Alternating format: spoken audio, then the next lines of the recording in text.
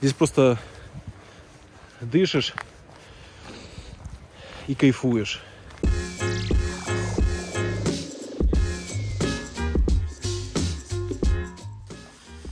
Ну что, друзья, в прошлый раз мы с вами гуляли по нашему испанскому селу ночью. Сейчас мы пройдемся днем. Я покажу вам некоторые интересные места. У нас моросит дождик. Немного похолодало, но в целом терпимо. Вот такой вот храм. Там вон колокола, которые... Фух. Запыхался я что-то. Которые днем и ночью звонят. Здесь вот такая интересная смотровая площадка.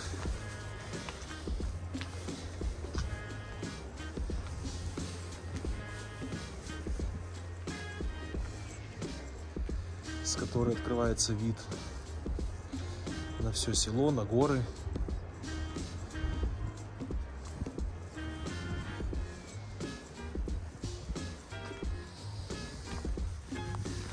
Тут вот какие-то приспособления для упражнений. Вот, кстати, не знаю, что на них тренируется, для чего они нужны. Я так понимаю, что их просто нужно вращать. Вот как-то вот так вот. Они крутятся вообще легко, без какой-либо нагрузки. Не понимаю, в чем смысл. Вот снова этот храм. Сейчас я обойду его с другой стороны. Здание, старинный храм. Вот так вот выглядит наше село сверху. Видите, так, немного домиков. Дальше идут пастбища, там коровки, овечки пасутся, лошадки. Пойдем дальше гулять и смотреть, что еще здесь есть интересного. Вот тут вот, смотрите, дома все идут вот такие вот, в основном облицованные камнем. Есть некоторые покрашенные, а некоторые вот они прям построены из вот этих камней, из вот такой какой-то, не знаю, как она правильно называется, горной породы. Здесь вот какие-то, не знаю, гостиницы это. Дед Мороз висит. Сейчас пойдем в сторону лесопилки. Там есть одно интересное место, где раньше была лесопилка, а сейчас ее переделали и сделали какой-то музей. Конечно, он, скорее всего, тоже закрытый, но я хотя бы внешне прогуляюсь с вами и посмотрю. А вот там вот впереди, если видите, такая вот труба идет зеленая. По ней течет вода с горной реки. И эта вода поступает в электростанцию, местную гидроэлектростанцию. И она вырабатывает электроэнергию. Этой электроэнергией питается все наше село и соседние села. Да, даже говорили, что частично во Францию электроэнергия поставляется. А вот туда, если подняться в горы, там есть такое интересное место. Называется Домик Ведьмы. Местные почему-то так это называют. Вот такое неоднозначное место. Если вам интересно, напишите в комментариях под видео. Я не поленюсь, схожу туда. Туда, конечно, идти далековато и трудновато, потому что это идти в горы. Но, тем не менее, пройтись можно. А вот лесопилка, о которой я вам говорил, она сейчас закрыта. Не знаю, что там можно увидеть. Но пройдемся, посмотрим. Там вот есть какие-то внутри, отсюда сейчас плохо видно, какие-то инструменты там расположены. Здесь вот столик стоит. Можно устроить пикничок, посидеть. Здесь, кстати, везде столики такие вот для пикничков. Но главное, огонь нигде не разводить. То есть с собой можно принести еду, какие-нибудь выпивки, посидеть, отдохнуть. А вот огонь нельзя, за огонь здесь большие штрафы. Если хочешь разводить огонь, то это надо либо у себя дома, в своем дворе, либо в специально отведенных местах для этого. Здесь я прерву запись, потому что впереди электростанция, ее по идее снимать нельзя. Это считается стратегический объект, поэтому как пройду ее, включу снова запись. Так, ну что, электростанцию я прошел и двигаемся дальше. Здесь вот эта вот река, о которой я вам говорил, она течет по трубе, проходит через электростанцию, и вот здесь вот она выходит. И дальше она движется по каналу и впадает в другую реку, которая побольше. Вот здесь такой вот коттеджный городок, или как его правильно назвать. Такие домики интересные. Здесь летом много людей, там бассейн у них свой есть. Они там купаются. Ну, в общем, круто здесь. А зимой все стоит, никого нету. Все закрываются ставнями, и большая часть людей разъезжается. В нашем селе, согласно Википедии, насчитывается около 1500 жителей. Но по факту зимой здесь, наверное, человек 500-800 живет. А летом, наоборот, такое ощущение, как будто здесь 1005 человек. Сюда очень много людей приезжает. Ну и хотя зимой, вот когда начинается сейчас лыжный сезон, очень много туристов. Здесь тоже все жилье сдается. Все гостиницы забитые. Очень много людей. Машину припарковать негде. Ну, вообще для Испании вот такое вот, как вот вы видите здесь, что паркуйся где хочешь, такое бывает редко, особенно в больших городах. А у нас, как видите, за счет того, что село небольшое, то места достаточно. Да, и вообще это село как бы селом назвать сложно, это я уже привык к нему. Раньше мне казалось, что это просто маленький городок такой. В моем понимании село это что-то такое, где нет нормальной дороги, где нет нормальной инфраструктуры, каких-то коммуникаций. А здесь, несмотря на то, что мы находимся в горах, на высоте 860 метров, если не ошибаюсь, и достаточно вдали от больших городов, здесь все, что надо, есть. Свет, газ, вода. Ну, вода вообще здесь своя. Сейчас мы дойдем еще до воды. Интернет хороший. То есть здесь все блага цивилизации есть. Есть супермаркет. И интересно, что сюда практически каждую неделю, 2 недели приезжают то какие-то ярмарки, то какие-то выставки для детей.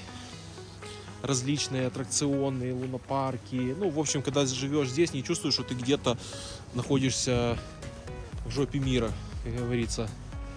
А просто как будто ты живешь в районе какого-то города. Очень комфортно. Единственный минус, если нет машины, то отсюда сложно добираться. Ну, а когда машина есть, то вообще проблем никаких. И вот, возвращаясь к теме воды, здесь чуть выше нашего села есть источник, который называется Святая Елена. И вот оттуда вода течет и раздается по всем вот таким вот фонтанчикам. У нас по городу везде стоят вот такие фонтанчики, в которых, как это называется, родниковая вода. Или как. Ну, в общем, ее можно пить спокойно, ее здесь все пьют, даже некоторые ребята, вот у нас знакомые, к примеру, они живут в другом городе, но сюда, когда приезжают, они с собой даже эту воду набирают, потому что она очень качественная, очень вкусная. Вот канал, который проходит, который выходит с электростанции. Электростанцию я вам показывать не буду. Вот так вот он выглядит. Здесь елки такие, пастбище, горы. Гулять здесь одно удовольствие. Когда мы сюда только приехали, мне вообще было непривычно, что здесь так тихо, спокойно, никого нет, особенно вот в это время года. То есть, ну просто вот я иду, я еще ни одного человека не встретил. А сейчас привык, вообще очень классно.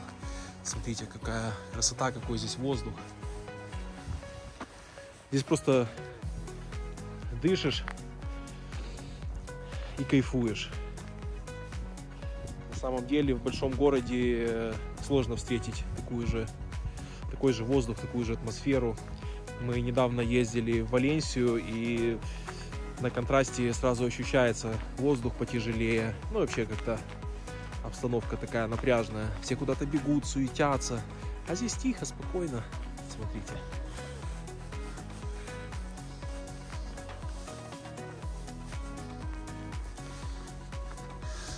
Вот с той стороны есть классный ресторан. Он, можно сказать, прямо в лесу стоит. И ночью он так круто светится, особенно когда идешь вот здесь, если ночью, вечером, в темное время суток гулять, то смотришь, так темнота, деревья, лес, и вдруг посреди леса что-то такое яркое светится гирляндами. Подходишь, а там ресторан, причем не просто такая какая-то кафешка, а именно ресторан с едой интересной, там всякой оленину готовят, там еще что-то. Ну, прикольно. Если интересно, пишите в комментариях. Даже специально схожу туда и покажу вам его. Так, ну дальше там особо идти некуда. В принципе, собственно, вот с этой стороны село и закончилось. Так, ну пойдем обратно. Смотрите, какой туман. Облака касаются гор. Это как-то очень, не знаю, передает ли это всю эту атмосферу камера. Я думаю, что вряд ли, но в целом вот это ощущение, когда ты идешь и практически небо у тебя вот прямо рядом, ты видишь эти горы, и облака касаются гор. Оно очень прикольно, очень так как-то сказочно. Когда здесь зимой идет снег, кстати, вот обещали сегодня-завтра, что он будет, но, видимо, пока вместо снега моросит дождь, то это вообще очень сказочно здесь смотрится. Если будет время, я засниму, как это все выглядит зимой. Это просто какой-то сказочный город. Особенно, когда ночью, когда зажигаются огни, гирлянды, всякие рождественские украшения. Это вообще очень круто смотрится. Если интересно, пишите. Вообще пишите свои впечатления, свои мысли по поводу этого городка. Свои какие-то пожелания. Вот если что-то интересное видите, хотите, чтобы я подробнее рассказал, то задавайте вопросы. Я часто здесь хожу, гуляю днем, вечером. Вот я бы туда прошелся, но боюсь, что там сейчас я залезу в какое-то болото. Не хочу пачкать обувь. Пойдем по городу прогуляемся. Кстати, в нашем селе есть ресторан, у которого 1 мишленовская звезда. Очень прикольный ресторан. Недавно заходили туда, там очень вкусно. Такая интересная обстановка. Тоже, может быть, как-нибудь запишу видео, покажу. Вот мы сейчас проходим интересное тоже место. Ресторан Бодега де Пепе. Я, кстати, всегда думал, что Бодега — это что-то такое, им называют какие-то нехорошие заведения, ну, в частности, вот у нас в Украине, в Одессе. А оказывается, Бодега — это переводится как подвал. И вот такой подвальчик. Ну, здесь очень интересный такой ресторан. Там очень круто внутри. Он сейчас опять же закрыт. Здесь вот такие двери. Оно все такое старинное. Бочки, колеса, телеги. Сейчас мы вышли на главную улицу нашего города. Я показывал вам ее в прошлом видео ночью. Вот колокола. Вот эти вот колокола, они звонят день и ночь. И летом даже нельзя с открытыми окнами спать, потому что они очень мешают. Учитывая, что мы живем достаточно близко к этой церкви. Вот главная улица, видите, здесь вообще никого нету, просто вымерший город. Днем, особенно вот в это время дня, в это время суток, не знаю, все на сиесте или где они. Смотрите, как интересно расположены дома. То есть они просто висят на скале. Не знаю, мне кажется, что как-то стрёмно в таких местах жить. когда ты понимаешь, ну, я не знаю, насколько это, конечно, все крепко, но вот смотрите, дом просто, вот он просто висит над обрывом, балконы над обрывом. Насколько это все прочно, насколько это все надежно, я себе не представляю. Просто скала, просто вот так вот и дома. Теперь пойдем прогуляемся вдоль реки. Сейчас я туда поднимусь только наверх, чтобы вам было видно. И покажу, какая тут река интересная. И, кстати, здесь есть такие места интересные, где летом можно купаться. Они абсолютно дикие. Там просто проходишь через такие тропинки, через кусты пролазишь, и там река. И в эту реку можно спуститься и купаться. Так, сейчас попробую здесь зайти. Немного грязно, но вот, смотрите, какая река. Я надеюсь, сейчас слышно меня хорошо, потому что она достаточно сильно шумит. И тут такие вот пороги. Из-за того, что дождик идет, мне кажется, течение даже немного усилилось. И вот эта река, она берет свое начало в горах, которые здесь вот буквально 20 минут от нас, рядышком. И вот так вот дальше протекает. Здесь вот, мне кажется, вода самая чистая, потому что как вот дождь идет, и она сюда стекает. Снег тает, и она тоже стекает. То есть она очень прозрачная, очень чистая. Даже рыба какая-то водится. Тут иногда стоят рыбаки, что-то ловят. А вот там, видите, футбольное поле у нас есть. Футбольное поле, детская площадка, спортивный зал, теннисные корты. Ну, в общем, как для села, есть чем заниматься. Впереди вы видите мост, который соединяет две части нашего городка.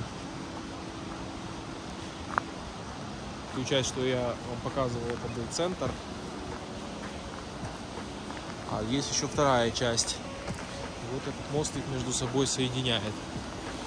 Когда уровень воды в реке падает, то, в принципе, эту реку можно в некоторых местах перейти просто вот так вот по вот этим большим камням, которые в ней лежат.